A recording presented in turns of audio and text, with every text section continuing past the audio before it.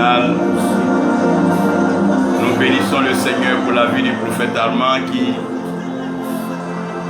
va donc conduire la prière sur quelques minutes. Vous amener à réaliser, à prier Jésus-Christ comme Seigneur et Sauveur.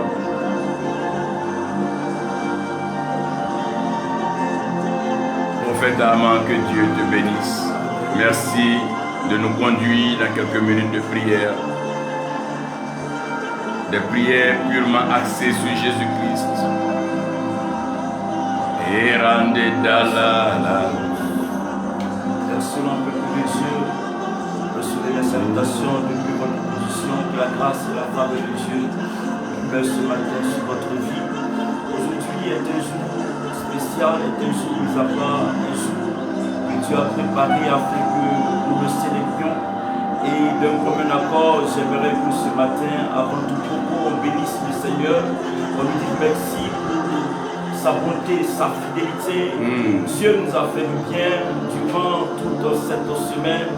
Et aujourd'hui, c'est une opportunité qui est donnée à chacun de nous de pouvoir, oui, reconnaître cette bonté à notre égard. Donc ce matin, on va élever la voix pour bénir Dieu, on va élever la voix pour célébrer sa bonté, pour célébrer sa fidélité. Depuis ta position, élève la voix et commence à bénir Dieu. Élève la voix et commence à lui dire merci. Élève la voix et commence à dire ses hauts faits, à dire ses bienfaits. Oui, il est bon, le Dieu que nous servons.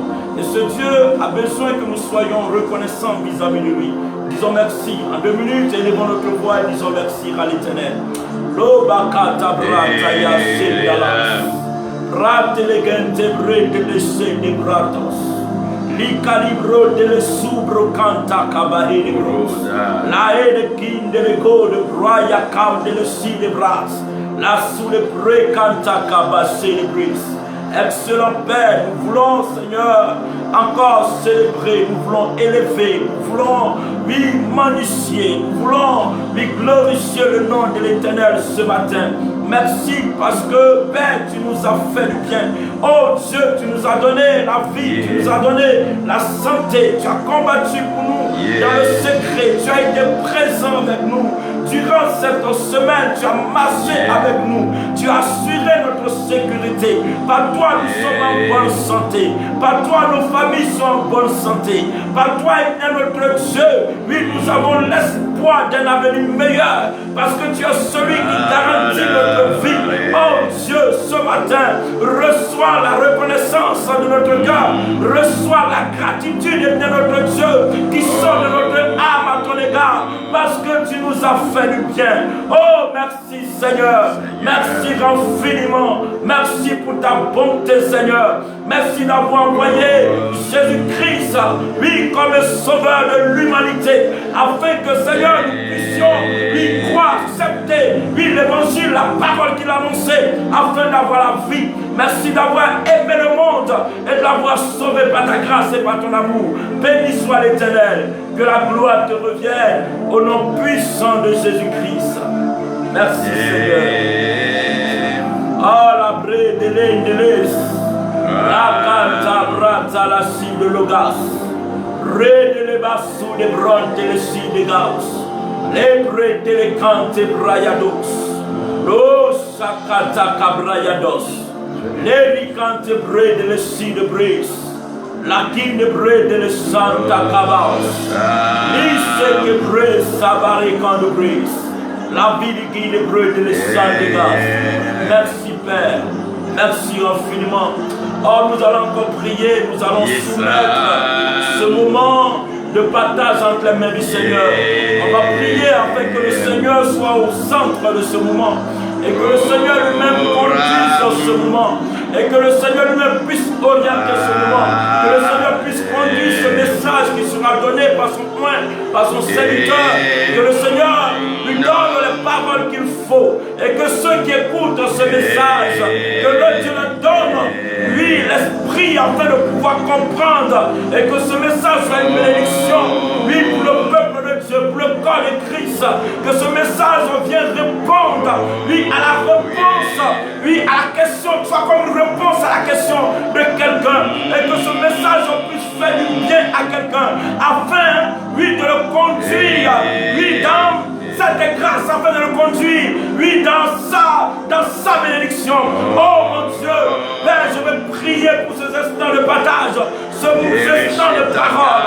Nous prions afin que tu disposes le cœur de ton peuple, tu disposes le cœur de tes enfants, et que Seigneur, le temps actuellement soit favorable à l'écoute de la parole de Dieu. Père, nous voulons prier également pour ton serviteur, que tu as mandaté, Seigneur, en ce jour, pour parler de ta part, Seigneur. Je prie que tu le conduises, je prie que tu l'inspires, je prie que tu mets les paroles dans sa bouche, les paroles de révélation.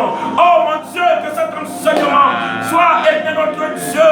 Oui, Seigneur, oui, conduit par le Saint-Esprit, que la puissance de Dieu, oui, Seigneur, oui, dégage de cet enseignement avec une vie soit visitée, avec un cœur soit touché, avec un cœur soit restauré ce matin, dans le nom puissant de Jésus. Père, nous voulons menacer, Seigneur. Oui, nous voulons chasser toute opposition, tout ce qui a été préparé dans le secret, afin de voler l'enseignement dans le cœur des enfants de Dieu.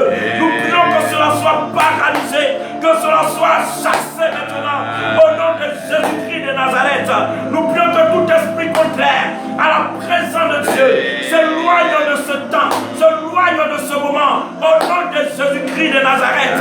Oh mon Dieu, nous prions que le temps soit propice, que le temps soit agréable à l'écoute de ce message, dans le nom précieux de Jésus-Christ. Oh mon Dieu, Père, que l'Esprit de Dieu arrive à visiter la vie par ce message, dans le nom puissant de Jésus. Mon Dieu contrôle toutes choses, que le temps et que l'atmosphère soient sous le contrôle de l'Esprit, dans le nom précieux de Jésus. Merci de prendre contrôle, merci de régner maintenant, merci d'agir, Père, merci de manifester ta bonté en ce jour précieux, en ce jour glorieux, dans le nom suprême de Christ Jésus. La sobredeles, Makatabalas, l'onde les bras taillés les bras, la célébrée de la barante bras, la sous les camps de presse, et les bras taillés cabras, Makatabrayantos, et les qui le prêtent le ciel, les katakabaras, les regantaya. Oh, merci Père, merci Seigneur, merci pour ta grâce, merci infiniment. Merci mon Dieu, que la gloire te revienne, que la gloire te revienne, Père. Nous allons encore prier, bien-aimés. On va prier encore ce matin. On va prier. Nous allons dire, tu vas dire au Seigneur de te toucher aujourd'hui. Tu vas dire au Seigneur de te parler. Dis Seigneur, parle-moi. Dis Seigneur, touche-moi. Dis Seigneur, visite-moi ce matin. Dis Seigneur, j'ai besoin de toi. Bien-aimé par la Dieu, dis-lui que tu as besoin de lui. Lui dis-lui que oui, tu as besoin de sa touche. Tu as besoin qu'il te parle ce matin. Tu as besoin qu'il te touche ce matin. Parce que tu ne veux plus être la même personne. C'est le Seigneur seul qui peut te transformer. C'est le Seigneur seul qui peut te toucher. C'est le Seigneur seul qui peut te guérir. C'est le Seigneur seul qui peut te soulager. Je ne sais pas ce que tu vis, ce que tu traverses, quelle est la préoccupation que tu vis ce matin. Mais j'aimerais que tu appelles le Seigneur, oui, ce matin, afin que le Seigneur vienne te toucher, afin que le Seigneur vienne agir dans ta vie, afin que le Seigneur vienne intervenir. Appelle-le. Oui, bien-aimé, appelle-le ce matin. Quand on appelle, il répond. Quand on appelle, il répond. Celui qui le cesse, il se laisse trouver par lui. Oui, il l'a dit lui-même. Celui qui le cesse, la Bible dit que si vous cessez l'Éternel de tout votre cœur, oui, le Seigneur, lui, se révélera à vous. Voilà pourquoi, bien-aimé, appelle le Seigneur dans ta vie ce matin. Dis-lui de venir te parler. Dis-lui de venir te toucher. Dis-lui de venir te guérir. Dis-lui de venir te visiter. Dis quelque chose. Appelle l'intervention de Dieu ce matin. Parce que tu veux voir ta gloire. Oh, le brata calabas. Lelekete kabalidos. Rentelebosi kabaleza. Lansi kabore katabas.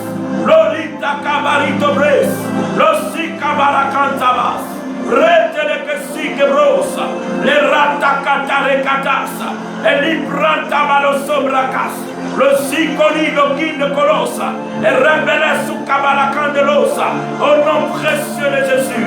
Père, nous t'appelons ce matin, nous t'invitons ce matin. Oh Seigneur, tes enfants t'appellent, parce qu'ils veulent te voir, ils veulent voir ta gloire.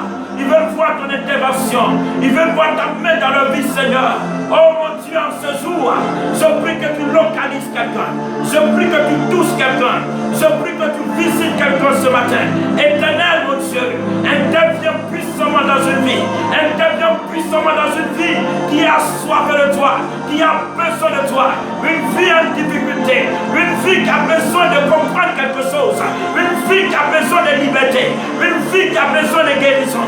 Une vie qui a besoin de restauration. Une vie qui a besoin, éternel notre Dieu, lui d'être éclairé. Seigneur, ce matin, nous t'appelons parce que tu es la solution. Nous t'appelons parce que tu es la guérison. Nous t'appelons parce que tu es la restauration. Nous t'appelons parce que tu es la visitation. Nous t'appelons parce que, Seigneur, oui Seigneur, toutes choses sont possibles en toi. Oh Dieu, tes enfants t'appellent ce matin. Ils ne veulent pas, Seigneur, rester indifférents face à cette grâce, face à cette présence. Oh mon Dieu, et je prie que tu touches, Seigneur, ce matin, quelqu'un dans le nom de Jésus-Christ, que quelqu'un rende témoignage de ce jour, parce que l'Éternel l'a visité, parce que la main de Dieu l'a touché, parce que la main de Dieu l'a restauré, parce que la main de Dieu, parce que l'Éternel a envoyé une parole pour le fortifier, pour le guérir et pour le faire sortir. Oui, Seigneur, oui, des liens de la mort. Oh mon Dieu, Seigneur, touche quelqu'un ce matin. Oh Père, nous t'appelons, Seigneur. Oh, nous t'appelons, mon Dieu. Nous nous attendons à toi ce jour. Ton peuple s'attend à toi. Oh, ton peuple s'attend à toi. Ton peuple a besoin de liberté. Ton peuple a besoin de guérison. Ton peuple a besoin de restauration. Et ton peuple t'appelle. Ton peuple a besoin de visitation. Oh, mon Dieu. Et nous t'appelons. Tu es le secours qui ne manque au point. Quand nous t'appelons, tu es là. Quand nous te cessons, tu te laisses trouver. Éternel notre Dieu, localise le cœur ce matin. Dans le nom puissant de Jésus-Christ. Merci de le faire. Merci de l'accomplir ce matin. Merci Seigneur. Oh, local de bros. La rata cabassée de bros. La sicabranta la seta. La soule brocanta. Bien-aimé, tu vas prier encore pour un sujet. Tu vas prier. Tu vas dire au Seigneur que tu veux le connaître. Oui, bien-aimé, tu vas dire que tu veux connaître le Seigneur. Bien-aimé, nous avons besoin de connaître le Seigneur. Beaucoup prient Dieu parce que beaucoup prient. Oui, mais ils ne connaissent pas le Seigneur. Beaucoup vont à l'église, mais ils ne connaissent pas le Seigneur. Voilà pourquoi la vie de plusieurs, oui, ne pousse pas. Voilà pourquoi la vie de plusieurs ne évolue pas. Voilà pourquoi la vie de plusieurs ne croit point. Bien-aimé, parce qu'ils n'ont pas la connaissance du Seigneur. Lui, dis à Dieu de se révéler à toi. Bien-aimé, dis à Dieu que tu veux le connaître. Bien-aimé, lui, dis au Seigneur que tu veux le connaître. Oui, bien-aimé, parle. Oui, parle. Parce que si tu connais le Seigneur, ta vie changera. Jésus a dit à la femme samaritaine, désormais vous n'allez pas lui adorer sur lui, vous n'allez plus adorer dans ce lieu. Oui, parce que oui, moi je connais celui dont nous adorons. Nous connaissons celui dont nous servons. Bien-aimé, dis à Dieu de le connaître. Si tu connais Dieu, ta vie changera. Si tu connais Dieu, ton histoire changera. Si tu connais Jésus-Christ, tu verras que les choses ne seront plus pareilles. Dans les moments difficiles, tu verras qu'il interviendra. Parce que tu as la connaissance de sa personnalité, tu as la connaissance de son histoire, tu as la connaissance de sa puissance, tu as la connaissance de son autorité. Bien-aimé, si Dieu te visite, ta vie ne sera plus pareille. Donc dis à Dieu que tu veux le connaître ce matin. La catabrayas. Le recanta cabos, la zique bresa, la zicabro le cantas, le rite cabari cantas, le zique bresa, l'irrecante bresa. Si le Dieu se révèle à toi, ton histoire changera et tu verras que ta connaissance sera profonde. Les hommes peuvent t'expliquer, les hommes peuvent te parler, mais si tu n'as pas expérimenté Dieu, ta vie n'aura pas une puissance, n'aura pas une force. Mais si tu l'as expérimenté, tu peux témoigner, oui, de son action dans ta vie. Bien-aimé, si tu l'appelles, si tu veux le connaître, il se révélera à toi.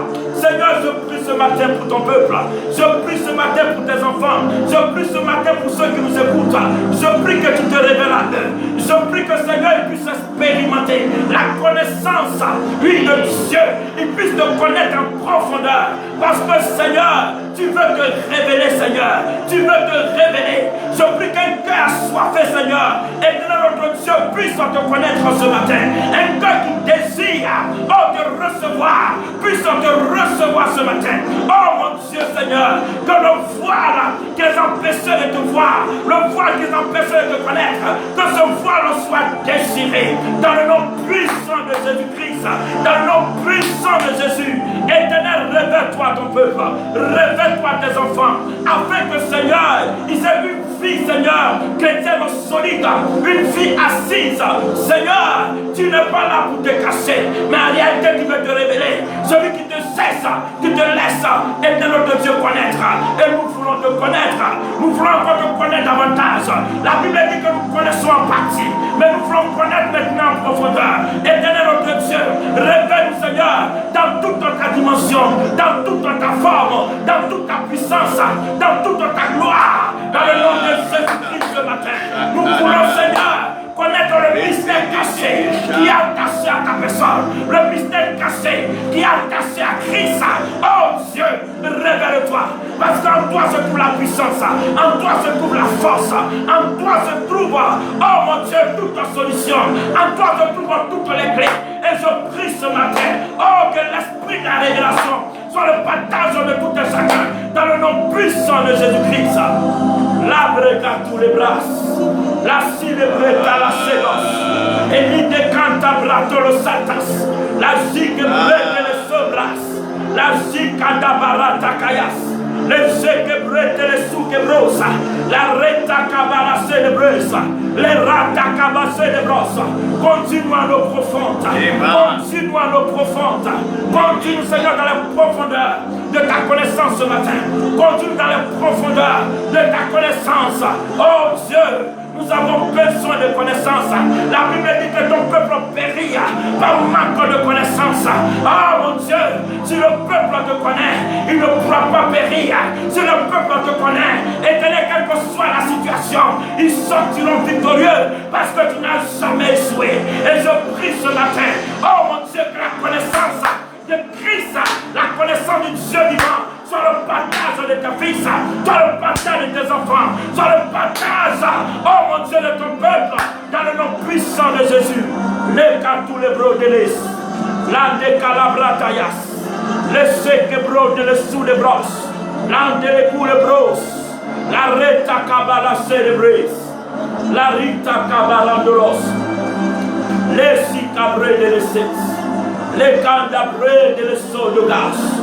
La librante de les bronze, les vrais talabasacatas, la zique de bré de l'essence, ricata cabayos, les zico de bré de l'essence, rata cabaratas, le zique bré de l'essouquebres, le zique abrata cabras, la zique de guide de gosse, rita de l'essiquebros, l'oranta cabasatayas, l'orepele cantabres. Le siquebro de l'égas, la siquebrette à la sous de brousse. Révèle-toi, Père. Révèle-toi, Seigneur. Donne la connaissance. Toi qui donnes à celui qui demande. Toi qui donnes à celui qui demande. Il est demandé, l'on vous donnera. Frappez, l'on vous ouvrira. Oh mon Dieu, cherchez, vous trouverez. Et je prie, Seigneur, ce matin, que la connaissance soit le partage de tes enfants. Donne cet amour, Seigneur, de te cesser. Cet amour de cesser à te connaître. Cet amour de cesser, oh mon Dieu, oui Seigneur, à grandir dans l'intimité de la connaissance du Seigneur. Oh mon Dieu, révèle-toi Seigneur, dans le nom précieux de Jésus. Merci Père, merci infiniment. Merci Seigneur. La Katabraya. Nous bénissons le Seigneur pour la vie du prophète Aaron. Nous rendons toute la gloire pour ces prières qui sont montées et nous apprécions tous ceux qui sont avec nous en ce moment. Merci beaucoup à à l'évangéliste Roger depuis Bama. Nous bénissons le Seigneur pour votre prière et tout ce qui s'est passé. Je crois par la grâce de Dieu ce dimanche que nous allons passer un temps assez merveilleux, bien que bref, mais je pense que ce temps va beaucoup nous faire du bien. Ce temps va nous aider à comprendre quelque chose qui nous aidera certainement dans notre marche. Pour vous qui êtes avec nous et ceux qui auront l'occasion de nous prendre en marche, nous tenons donc à vous rappeler que en intro, nous avions eu cette prière de foi, cette prière de puissance et ce sujet bien précis pour le corps de Christ. Nous continuons de prier l'Éternel pour la vie de son oint, son serviteur, afin que les dispositions célestes soient appliquées sur la terre, pour qu'il puisse couler pleinement dans cette onction, cette grâce, et ce ministère que le Seigneur lui a confié depuis le ventre donc de sa mère. Aujourd'hui, je veux par la grâce de Dieu parler pour ceux qui ont toujours eu l'envie de lire la parole de Dieu, et surtout pour ceux qui ont eu toujours l'envie de lire la Bible.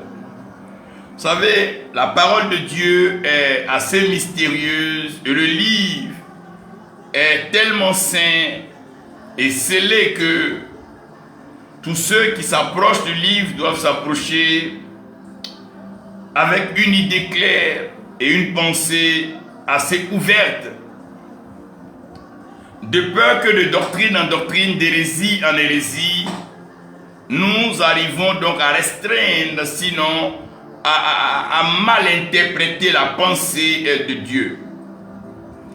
Sachez que Dieu est amour et l'amour est donc le fondement de la transformation. Ce qui me permet de vous dire que l'amour transforme les vies et les cités.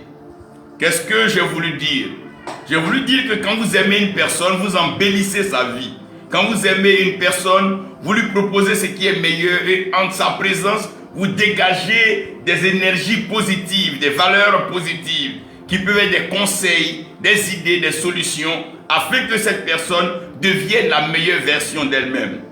Et aussi bien que nous avons la capacité de transformer notre prochain, rien ne nous interdit donc d'être des transformateurs de la cité.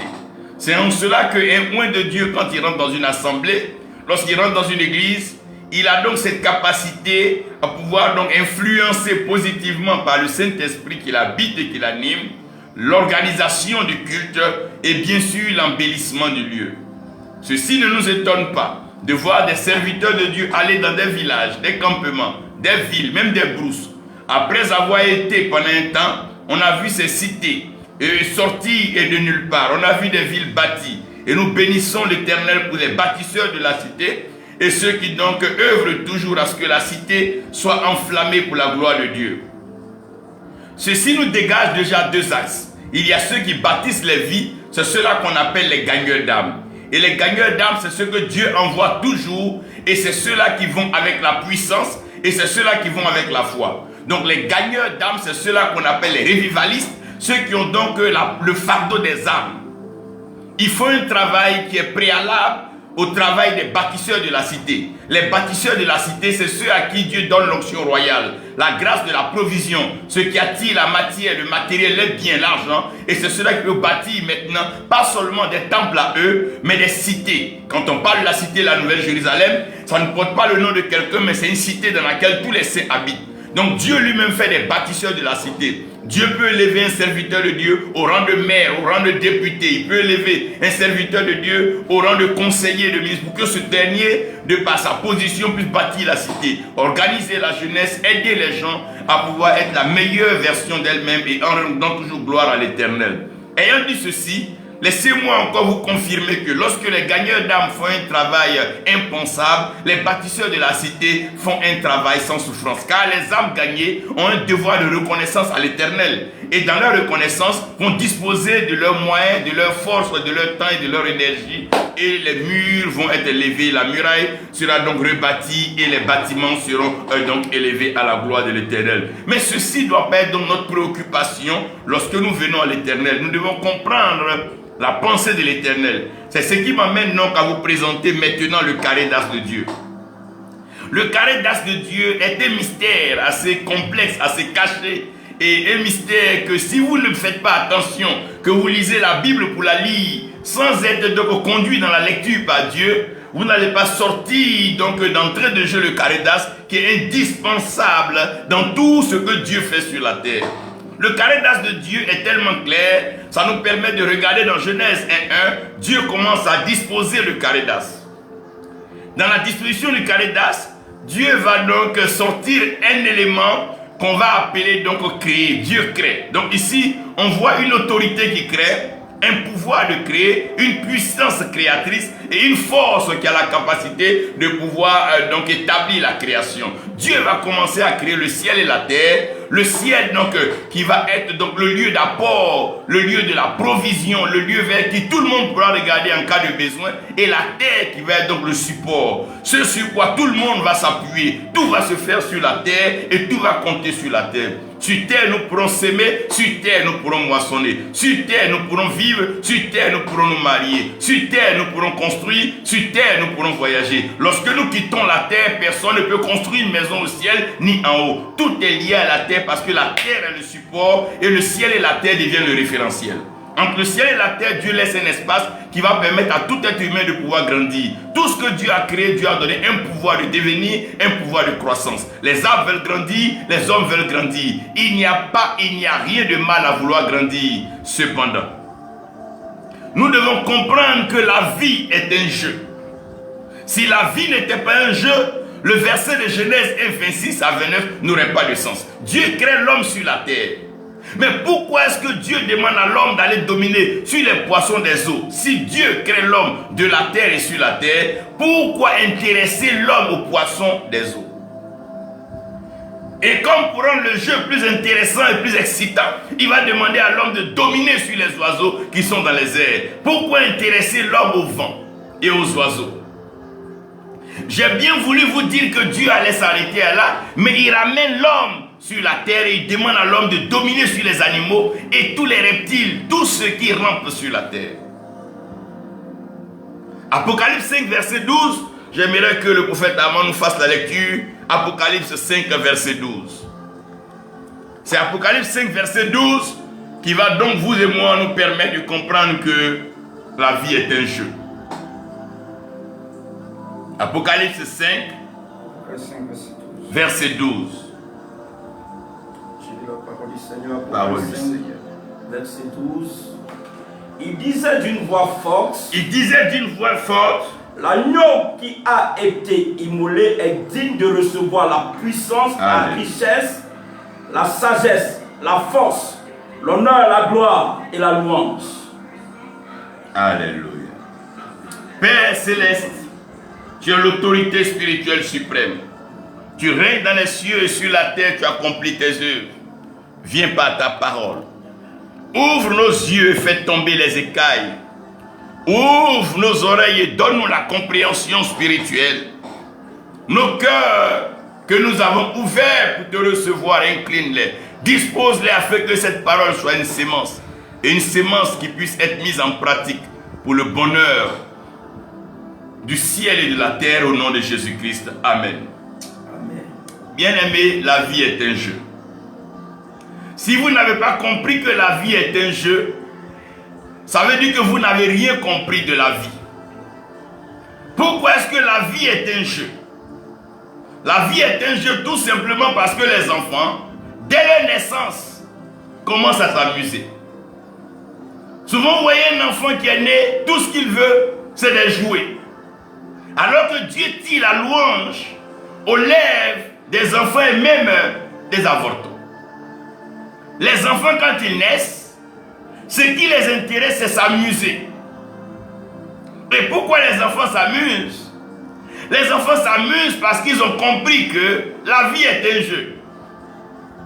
À cause du fait que les enfants ont compris que la vie est un jeu, les enfants s'amusent et il y a des sentiments, des comportements et des caractères que vous ne trouverez pas dans un enfant parce que l'enfant a compris que la vie est un jeu, donc il s'amuse. Vous n'allez pas voir de bébés ou d'enfants criminels, d'enfants jaloux, incendiaires, parce qu'ils ont compris que la vie est un jeu. Et Jésus-Christ dira, laissez venir à moi les petits enfants, car le royaume des cieux est à eux. Ésaïe a dit que donc un enfant nous est né, pour dire après qu'un fils nous est donné. Frère, la vie est un amusement, la vie est un jeu. Voilà pourquoi est-ce que les enfants s'amusent. Mais pendant que les enfants s'amusent, les jeunes courent. Les jeunes courent vers quoi? Ils courent vers leurs rêves, ils courent vers leurs projets, ils courent dans tous les sens. Tu vois la jeunesse aujourd'hui courir dans tous les sens. Et malheureusement, dans leur course, ils sont percutés ou même arrêtés par des vices malicieux, démoniaques, bien maquillés par le diable, à savoir l'alcool, la drogue, la sexualité, les déviations. Et malheureusement, les jeunes courent et ils se lassent. Les jeunes courent et ils se fatiguent. Les jeunes courent et ils n'atteignent pas leur but et leur cible parce qu'ils n'ont pas compris que la vie est un jeu.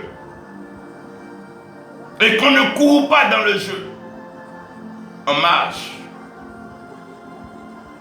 Quant aux vieillards, ils se sont amusés quand étant enfants. Ils ont couru étant jeunes.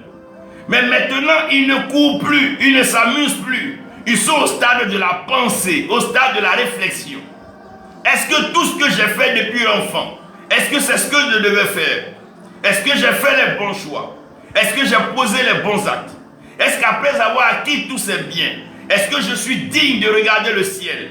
Est-ce que mes mains n'ont pas coulé le sang? Est-ce que je n'ai pas été faux? Est-ce que je n'ai pas été menteur? Est-ce que je n'ai pas été voleur? Est-ce que je peux laisser un héritage? Quelle dignité, quel honneur je laisserai à mes enfants? Qu'est-ce qu'on dira de moi après mon départ? Parce que la vie est un jeu et dans le jeu, il y a une question de témoignage. Qu'est-ce que tu laisseras après toi?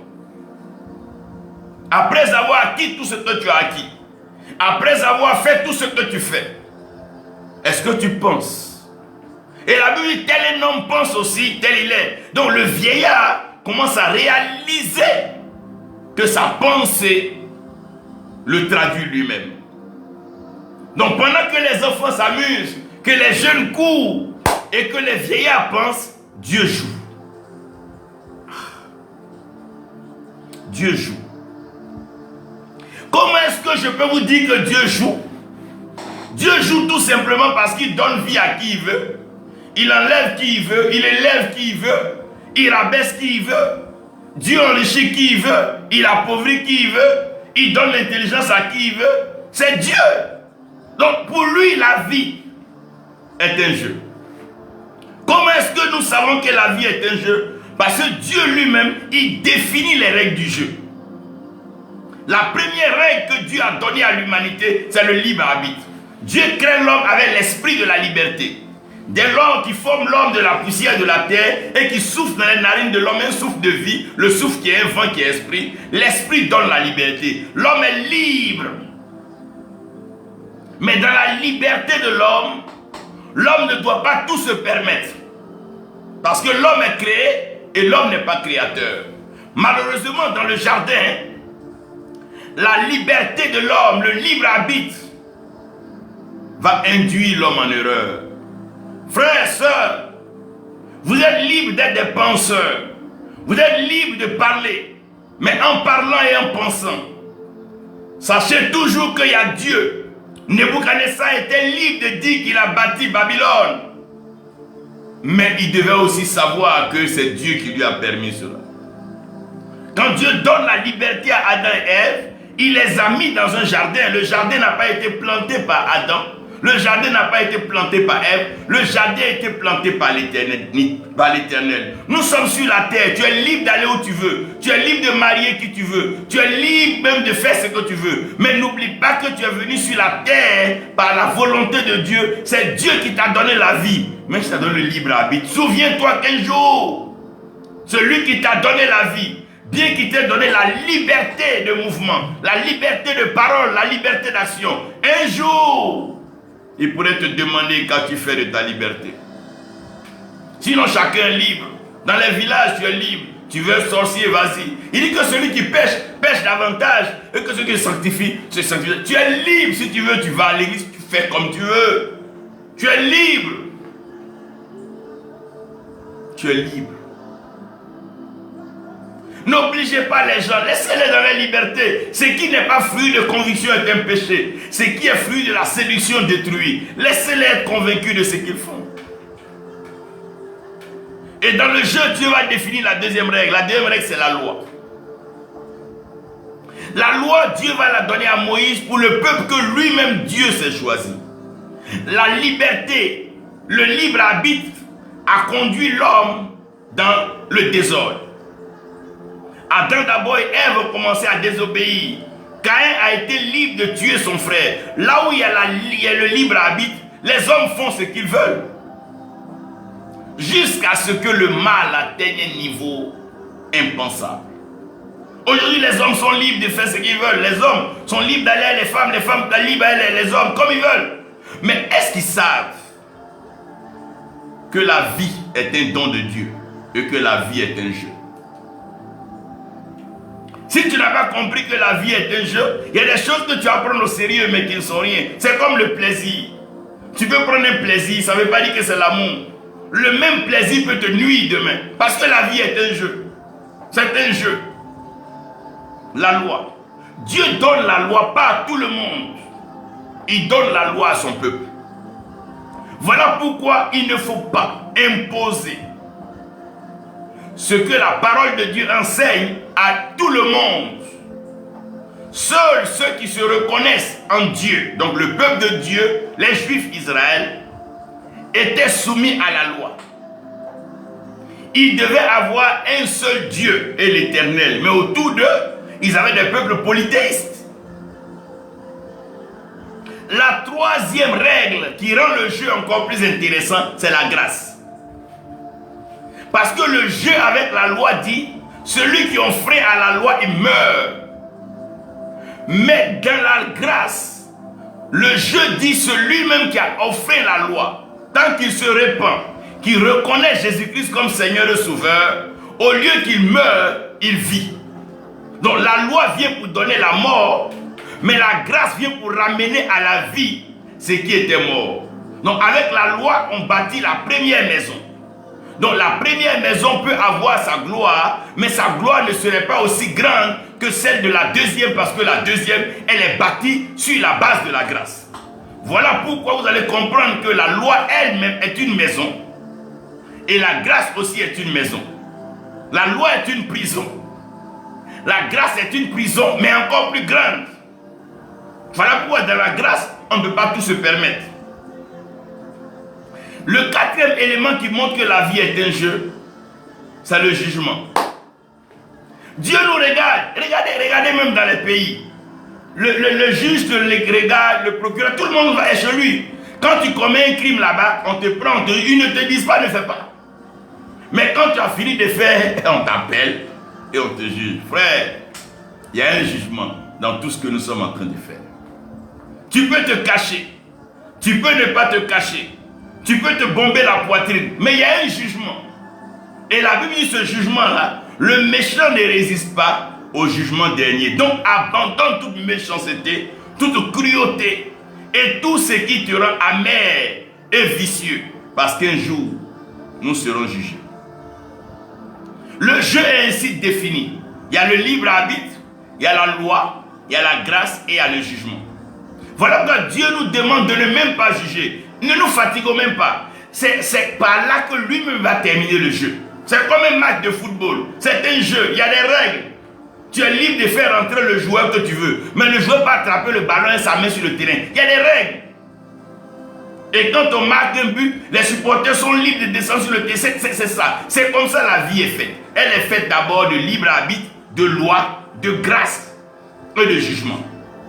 C'est comme un père, quand il met ses enfants au monde au départ, l'enfant est libre dans la maison. Le bébé veut pisser au lit, il peut faire ce qu'il veut. Parce qu'il est encore enfant, il est libre. Mais quand l'enfant va commencer à grandir, on va le mettre à l'école, il va être donc sous une certaine loi. Un maître de maison, l'enfant doit dormir à 21h, il doit manger ceci, son alimentation, il est sous une loi. Mais quand l'enfant va grandir, il va devenir responsable, il va entrer sous une forme de grâce. Le père va commencer à lui donner des choses qu'il ne donnait pas à l'enfant. Il va donner de l'argent, des commissions, lui prendre ses trésors. Mais après tout ça, le père va s'asseoir et il va dire, mais avec tout ce que j'ai fait, qu'est-ce que tu es devenu? Il y a un jugement. Donc nous allons tous devant Dieu être jugés. Qu'est-ce que tu as fait de la vie que je t'ai donnée? La grâce que je t'ai accordée, les relations que je t'ai données, tout ce que je t'ai donné comme connaissance, qu'est-ce que tu en as fait? Qu'est-ce que le monde peut retenir de ton passage? Quelles sont les traces? Aujourd'hui, nous avons les traces de Moïse, les traces d'Élie, les traces de Daniel, les traces de David, Salomon. On a leurs traces. Chacun de nous doit penser à cela. Un jour ou l'autre, l'Éternel nous rappellera tous. Est-ce que tu as fait ce pourquoi je t'ai envoyé sur la terre? Nous sommes tous des missionnaires. Nous sommes envoyés sur la terre. Pas pour nous-mêmes. Parce que Dieu dit, qui enverrai-je et qui marchera pour nous? Qui ira pour nous? Donc on ne vient pas pour nous. Mais on vient pour Dieu. Écoutez-moi bien, la vie est un jeu. Et le jeu se déroule mais avec un but. Comment est-ce que le jeu se déroule? Dans le jeu, il y a des joueurs. Nous sommes des joueurs. Frère, nous sommes des joueurs. Tu es un joueur, je suis un joueur. Ta soeur est une joueuse, tout le monde joue dans le jeu. Mais seulement dans le jeu, il y a des rôles. Dans tout jeu, il y a des ennemis qui ne vont pas vouloir que tu joues le jeu même. Ils vont t'empêcher par tous les moyens de jouer le jeu. Donc l'ennemi du jeu a pour but de t'empêcher de jouer le jeu. Hérode devient un ennemi, Pharaon devient un ennemi parce qu'il empêche les enfants de naître. Il n'est pas un adversaire, il est un ennemi. L'ennemi t'empêche de jouer le jeu. L'ennemi t'empêche de pouvoir faire ce que Dieu t'a appelé de faire. Dans le jeu, il y a des adversaires. Les adversaires, c'est ceux qui s'opposent. C'est ceux qui se mettent devant toi afin que tu puisses te surpasser pour aller dans une autre dimension de talent. Voyez, lorsque Joseph se retrouve en prison, il ne fait pas seulement que rêver, mais un autre talent vient en lui, la capacité d'expliquer les rêves.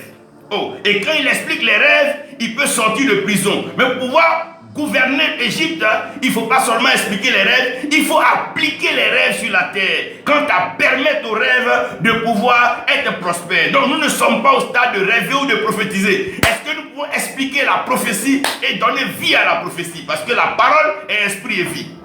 Et c'est l'adversaire qui nous amène à nous surpasser. Très souvent c'est l'adversaire qui nous amène à jouer le meilleur. Très souvent c'est le rival qui t'amène à prendre bien soin de ta femme. Il y a toujours des adversaires. Le but des adversaires n'est pas de te tuer, mais pour t'amener à te surpasser. Les chansons. Et le panetier ne peut pas tuer Joseph. Mais chez Potiphar, ce que la femme de Potiphar voulait faire, induit Joseph dans l'adultère, ça c'est un péché, ça tue. L'ennemi, lui, quand il vient, c'est pour t'amener à violer les règles, pour que tu meurs. Donc faites attention à ceux qui marchent avec vous. Vous avez des gens qui sont comme vos amis, qui vont vous pousser dans la drogue, dans l'adultère, la fornication. Ce ne sont pas des amis, ce sont des ennemis. Le but de l'ennemi, c'est de te conduire à la mort, pour t'empêcher de jouer le jeu. Tu manges avec des gens qui peuvent t'empoisonner. C'est des ennemis parce que le but, c'est de t'enlever du jeu. Alors que l'adversaire, il te maintient dans le jeu, mais il t'amène à te surpasser, à aller au-delà des capacités physiques. Il t'amène à transcender dans le spirituel, à taper dans le céleste. Ça, c'est l'adversaire. Maintenant, la différence, l'adversaire, l'opposant, c'est que l'opposant, il se dresse devant toi comme un obstacle. C'est un obstacle. L'opposant, c'est un obstacle. Quand on dit que Satan s'oppose à la parole de Dieu, quand Dieu dit que tu vas être prophète, lui, il vient se mettre devant toi pour ne pas que tu sois prophète. Il vient être l'obstacle. Et il va falloir contourner l'obstacle. Soit par le saut, soit par l'envol. Et Dieu a donné la capacité de pouvoir surmonter l'obstacle. C'est ça l'opposant. Donc un opposant, c'est quelqu'un que Dieu même envoie. Il envoie pour que lui t'amène à créer d'autres voies de contour. Alors que l'adversaire, lui, il joue le jeu. Il est dans le jeu. Mais son but, c'est de t'amener à te surpasser. L'opposant, lui, vient carrément pour t'arrêter. Mais il ne te tue pas. Voilà pourquoi les opposants ont fait tout pour les neutraliser. Et dans le jeu, il y a ce qu'on appelle les alliés. Les alliés, c'est les frères. C'est les ailes que Dieu te donne. Quand on parle d'alliance, c'est ça le mot. Le mot qui ressort une alliance, c'est des alliés. Quand on fait une alliance, on devient des alliés. Les alliés sont des conseillers. Des alliés sont des mentors. Des alliés sont des enseignants. Des alliés sont des leaders, des superviseurs qui t'aident à pouvoir te défaire de l'ennemi, de l'adversaire et de l'opposant. Ici, c'est le rôle. Ici, c'est le rôle des alliés. Aucun serviteur de Dieu ne peut évoluer sans alliés. Quel que soit le don, quelle que soit la grâce, il faut des alliés. Et parmi les alliés, Dieu peut t'envoyer des pères, des mentors, des enseignants, des leaders. Tu ne peux pas évoluer seul. Tu as besoin d'alliés. Et ces alliés-là, c'est eux qui prient pour toi, qui intercèdent pour toi, qui dans le secret posent des actes. Ta femme est ton allié, tes enfants sont tes alliés. Tous ceux normalement qui sont pour que tu réussisses et que tu gagnes le jeu sont tes alliés. Malheureusement, de nos jours, tout le monde se transforme en opposant, en adversaire et en ennemi. Il y a peu d'alliés. Mais je prie que le Seigneur t'envoie des alliés. On ne joue pas seul. Messi seul ne peut pas gagner une coupe du monde. Non, non. Il faut des alliés. Quel que soit le jeu, quelle que soit ta capacité du jeu, tu ne peux pas toi seul jouer le jeu. Non.